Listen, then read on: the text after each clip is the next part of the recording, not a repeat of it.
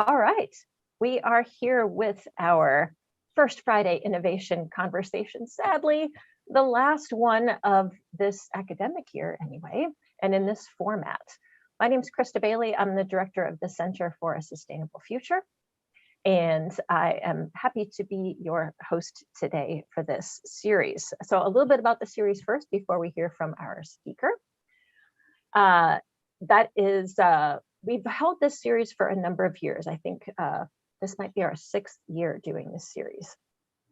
But this year is actually from 2020's series, where we had put forth a call for applications to the community, asking people to talk about what innovative sustainability initiatives they were doing, how they were helping to bring connections across systems. So seeing systems was sort of our theme here, how it's not just, oh, I'm planting trees because they're pretty and they're good for nature. But what else does that offer as a small example? So we asked people to apply. We got the applications in. They're actually reviewed by sustainability studies students and a couple faculty, looking, did they answer the questions on the application? And how compelling is this? Do we really want to hear about this topic? So the folks we've had in the series were the ones that were primarily selected by students based on their application. So that's been a really exciting process to see what they found interesting and who has come forth to share their ideas. So we had hoped to hold this live and in person, a one big day event in the spring of 2020. Then our backup plan was maybe we can do it in the fall.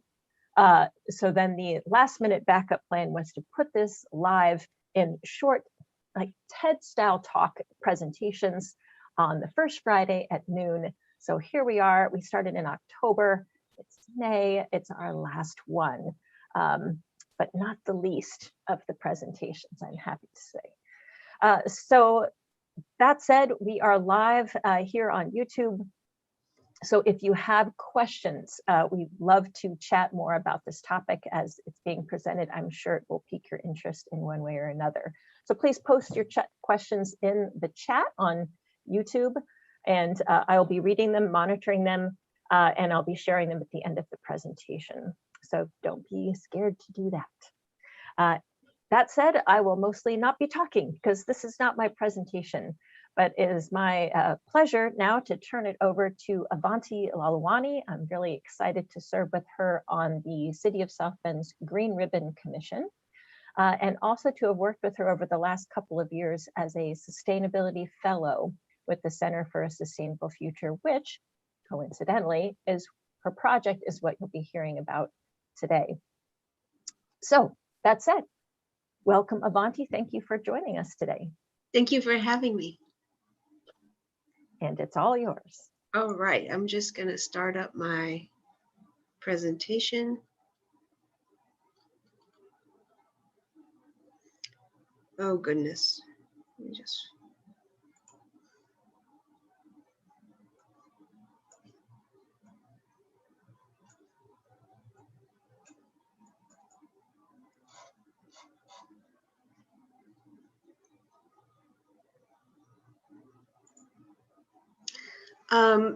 As Krista mentioned, the presentation is about growing global sustainability, and our perspective of it is how small business could be a part of the sustainability effort. Who we are, Briter Products. We are a mechanical and electrical solution provider focused on products that include a technical innovation since the 1970s. Hey, before you get too deep into what you do, because what the company does is also very compelling. We don't see any slides, so if you wanted to share something. Oh. They're not showing yet, but I'll let you know when I see them. Okay, let's see what I...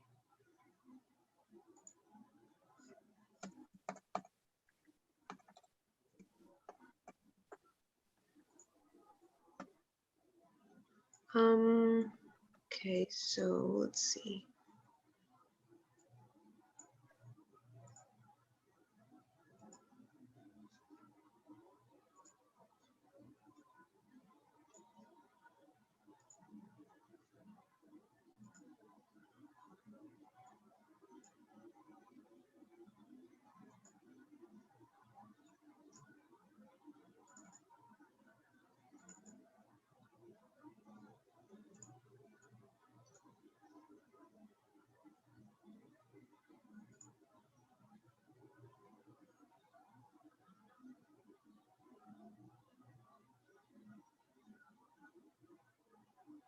I apologize. I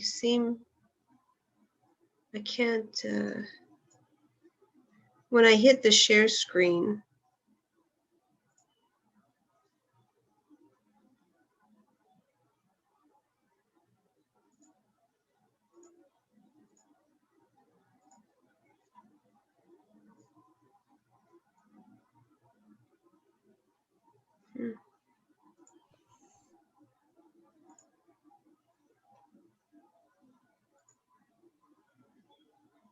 And I know we tested this out a couple times before we started, so Yes, we sure it did. could work.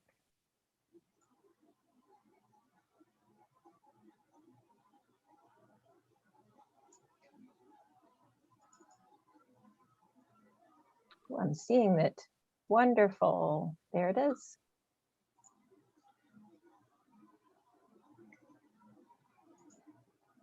So can you see it? Well done. Beautiful. Take Sorry it away. about that. So Briter Products, we're very engineering heavy, and so essentially, either a customer comes to us and we work on a product for them, or we really focus largely on transportation products, things like recreational vehicles and buses. What we do primarily now is we focus on lithium-ion batteries and solar systems for RVs. Our battery is considered a green product. It'll last 15 years. It's the only battery that is serviceable, meaning we can open it up and repair a part, which is pretty unheard of for batteries. And it's because our goal is power and location independence for RVs. Many people might not know it, but many RVers live in their RV full time. And having independence because you're creating your own power, you're essentially your own power plant.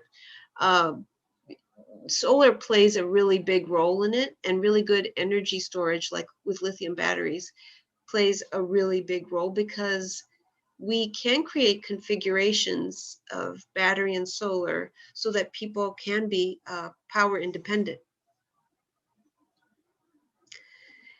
But that's really what we do. But the beginning of our work really came from the question where we are.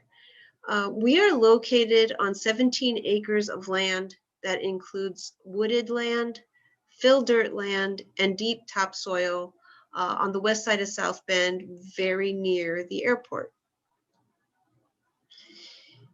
At the time that we moved in, this is what we were hearing. We were hearing from the Purdue School of Agriculture that they had rated Indiana soil as dead because without fertilizers, food and plants cannot be grown to support our population. Counts of pollinators were decreasing. In the concept of reduce, reuse, and recycle, we had heard that there was an oversupply of recyclable materials that were not or could not be used. And there was a nationwide shortage of topsoil. Our response was to carefully reconsider our relationship to the local environment. And we wanted to reevaluate the way we were doing things. So we had materials such as fabric, aluminum sheets, tubes that might have not been good for production, but was there another way to use them?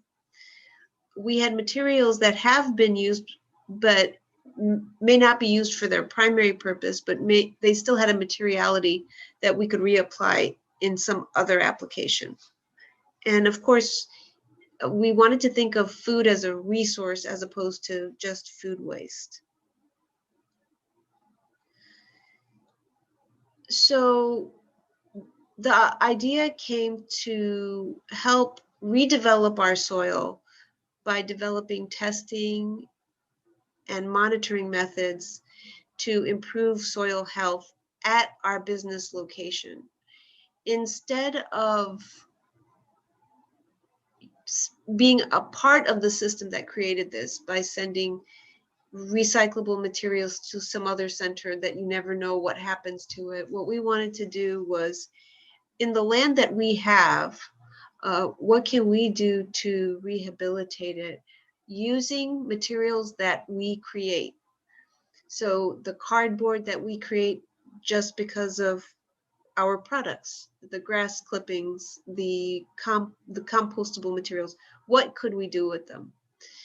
Then we wanted to take that information and make it available, perhaps in a way that other small businesses might be able to easily access and use that information. And we wanted to set up a location where, over the years, scientific observation conducted by perhaps student groups or community members could begin, where we understand the long-term implications of amending the soil. So what we did was we took a 40 by 40 foot bed of land, and we picked the hardest, most compact land we could find. This land right here that we're looking at, believe it or not, couldn't even support the growth of dandelions. It couldn't even support any of the common weeds that we're all used to seeing. There was no life. If you grabbed the volume of this soil, there simply was no life in it. There were no worms, there were no bugs, there was nothing in this soil. So what we started to do was compost our coffee grounds. Everything started with coffee, because it's the beginning of all of our days. So what can we do with those coffee grounds? Because we had to clean them out anyway. They have to come out. So we set up a space in the back by the woods where there were coffee grounds and leftovers from lunches and grass clippings. Then we also reused, I think I got the numbering wrong, but I think we also used cardboard and paper from our operations and put them into the soil. They're natural for worms to eat, and then also they're a natural rainwater capture system. Here's another example of how we reused cardboard. We wanted to plant trees, and we wanted to experiment with cherry trees. This area had really big blocks of asphalt just peppered all over the land. And so we removed it as much as we could, and we planted the trees. But then also, to have some degradable material, we also put in cardboard from our operations. And there were a lot of rewards. This was our third year of doing this work. The sunflowers took in probably some of the most toxic soil that we had. And if you look very closely at the sunflower, you'll see many different pollinators. Here's a close-up. We were able to grow a diversity of different plants. The quince plant is just one example. Lavender and tulips were able to follow. Tomatoes. There were a lot of tomatoes that we all shared. And one of the things that happened was that employees became very excited about the fruit. But one thing we really hadn't expected is that they became protective of the plants, and they became protective of the pollinators, because they were looking forward to enjoying the fruits of those plants too. The other thing that happened that I think is really important in small business is there was sort of this ethic of conservationism it's undefined. But once we started the practice of reusing cardboard and coffee ground, it became easier to ask the question, oh, we have all these pieces, oh, we have all these sheets of aluminum, or we have all these panes of glass. What else can we do with them? So that approach reapplied was a springboard, so that one of the things we used to produce for buses were these bus doors. And we said, well, what else can we do with them? And we created a backdrop, an award-winning backdrop to take with us to different shows.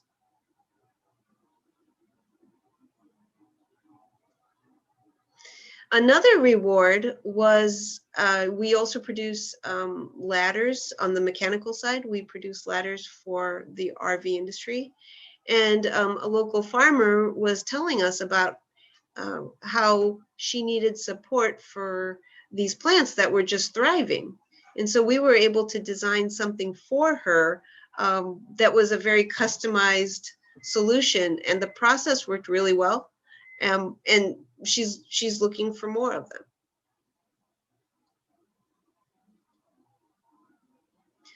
I think another reward for us in this process is that it's self-supportive. It's actually self-enhancing. And what happened was we started to ask for what other things could we do to support this effort. And so we started to participate in a local effort called Nomo May, so that eggs can be laid and the pollinators have a chance to get the resources and time that they need before we would mow the grass.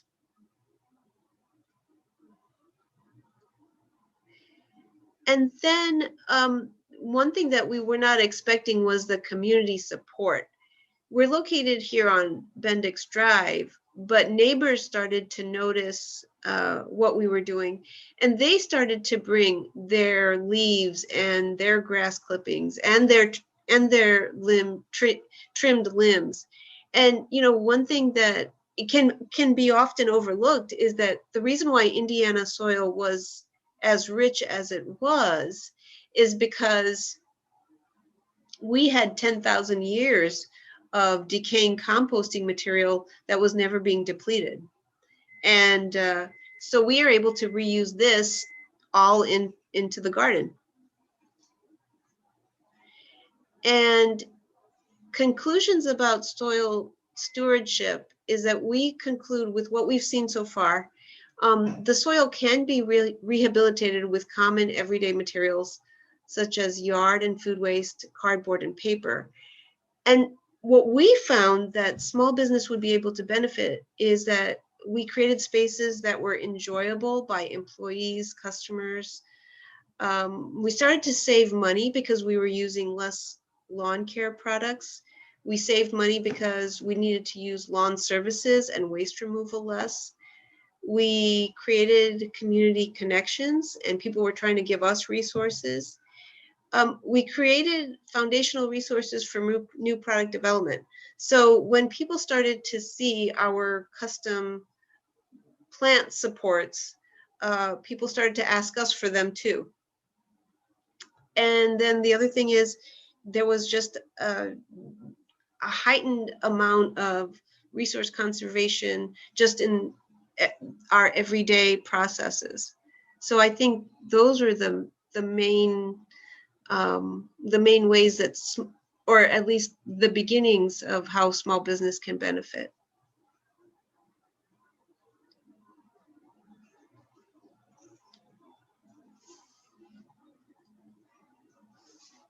And that concludes my comments. Thank you. Thanks, Avanti. That personally, that was a fascinating story. Not just the process that you followed, but like how you got the idea, what happened, and the results.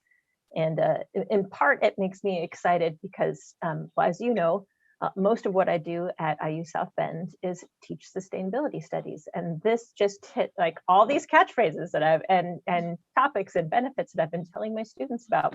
And there they were, actually happening. So congratulations on that. And thank you. I'm excited to share this.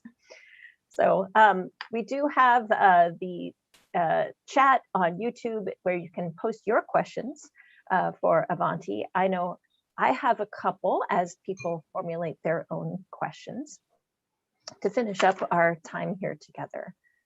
So, well, one thing that I noticed early on in your presentation was you talked about some of your corporate values that were behind this, that responding to local community needs was something that is an important topic to that. So did that help you pursue this kind of different, strange new approach, or was it something that came up because of it? What was the relationship between those, the values and what actions happened there? It's probably, I think it's difficult to describe, but they're very certainly connected. And I think in engineered products, there's this pre-assumption that there's this idea of continuous improvement, and we wanted to take that and reapply that to the way we are interacting with the environment and interacting with the land. And I think that was probably the igniter, or the, just that catalyst that got us to think that way. And then those pieces of news that started to come to us made us think that, wait a minute, maybe we can do something. Maybe we can do something and not depend on fossil fuels to take it out and send it to a processing plant, or, maybe we can not contribute to any of this. So I think that was the beginning. How do we not contribute? So it sounds like what you just said, and also throughout your presentation, you're really making a case for small businesses to be uniquely positioned to find these sort of innovative responses to some sustainability challenges that, I mean, you were facing for sure, probably still are to some extent, in terms of the soil and the landscape and that kind of thing, but also in a lot of different ways that maybe small businesses got the big power in this situation. What's interesting is over 80% of businesses in the United States are small businesses. And in urban environments, when a complex, a building, a parking lot is built, the first thing that suffers, and it's the silent partner, it's that plot of land that your facility is built on. And yes, we are a very vast country and we have lots of space. And that means we should use it well. If we have space, we should enjoy it and make the most out of it. And I think the people who are in that space have that open-handed invitation. There is an invitation to be in your space and for your business to thrive, and the health of the space matters. Yeah, thank you for that. I think that's an important ethos for all small businesses, which, as you said, are really driving force in our economy, and I would suspect global economy as well. I have one more comment. I'm seeing some comments and questions starting to pour in, so I'm going to get to those in just a moment. But because this kind of follows up on what you were just saying in terms of responsibility and communicating these concepts, how are you communicating what's going on there to your clients and to your neighbors? Because as you said, things were looking differently. Something different was going on there that might not be entirely known or comfortable to your clients coming in? Like, why are there all these bees buzzing around that weedy patch of sunflowers or whatever they might be thinking? How do you communicate what's going on there to folks, and what's their response been? The response has been fantastic. Once people want to know and they ask the question, the response is really great. I think the way we get the information out is very seldom. Some posts on our social media. We do have an Instagram account or posting, and then also Facebook. And probably really the most that people have done is they've driven up and they've had to ask people in our community. They just had to know what that big pile was in the back, or what are all those pallets doing over there in that corner. So of course we'll tell them, and it usually engages people. With our customers, that's been another brilliant, unexpected benefit, in that our viewers come up here and they're going to want solar and they want lithium batteries installed in their RVs. But then when we say, oh, it's mulberry season, go pick some mulberries for yourself, or the lavender is out, go grab some lavender, or if you have a pet rabbit, we've got plants for your pet rabbit. If you have a pet cat, there's the catnip, and while we're working on their RV, there is something else to engage in this space, and it's a delight, and the response has been so strong. Once we say this, the RVers will often pull out folding chairs, and they'll ask us if we want to drink something, and we'll set up like this pop-up picnic out of nowhere, like we're supposed to be doing work, right? But it becomes a celebration. In almost no time, it becomes a celebration because the environment was invited. That is so fun. I love that. And that's a lot of the comments that are coming in. I want to share with you quickly and get some of these questions. Very interesting story. Thank you for sharing. I love the power of small changes. Another one says, wonderful initiative. It would be a wonderful model for other businesses that want to do that. This is amazing. Let's see, what else? Question. What is your role and your main responsibilities for your company? I'm a generalist, and generally speaking, if there was being a small business, I think we all would understand is that you wear a lot of hats. And general manager, are the functions that I perform.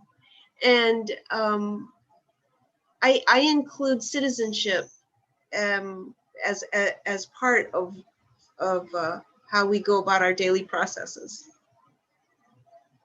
So here's another question from viewers. Have you connected with other businesses that are interested in changing their practices in the ways that you have? That has been a big challenge. We haven't been able to find who those other businesses might be.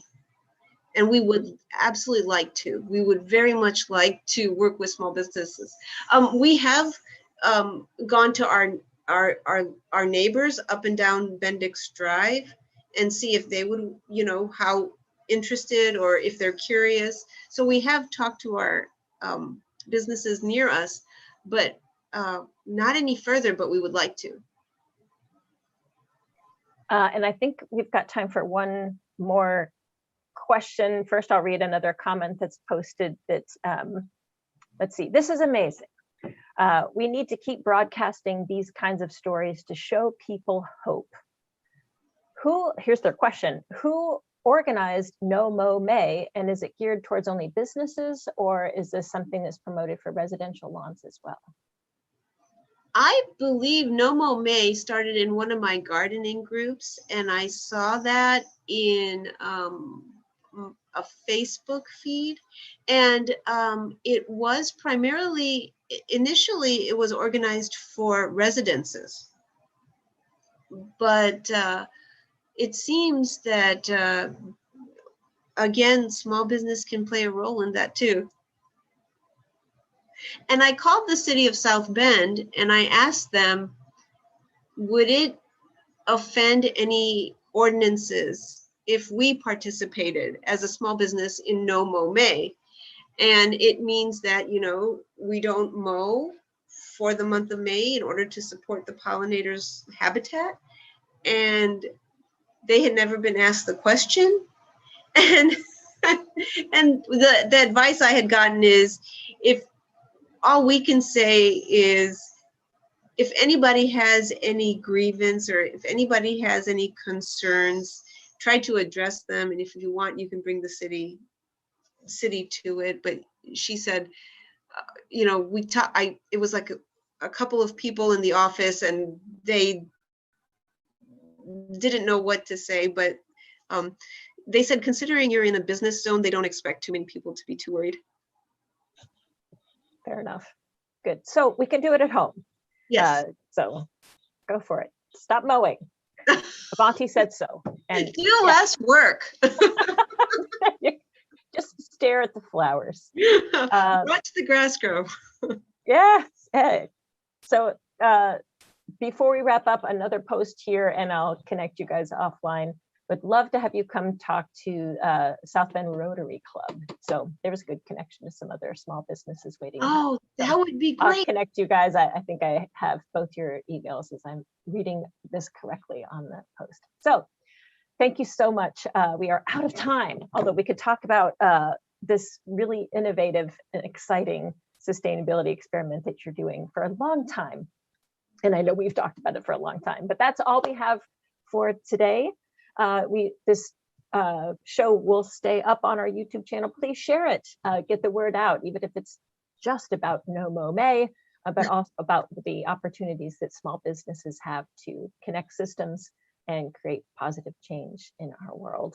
Thank you so much for the work that you're doing, Avanti. It's been a pleasure to work with you and to continue to work with you. I know it will be fun. And thank you for sharing some of your time today.